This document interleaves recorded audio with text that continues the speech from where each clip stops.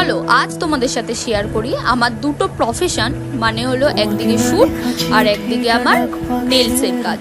আমি একদিনে কি করে সামলাই।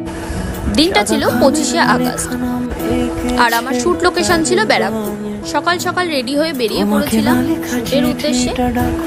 আর পরের দিন ছিল জন্মাষ্টমী, তাই রাস্তায় বেশ ভিড়ও ছিল।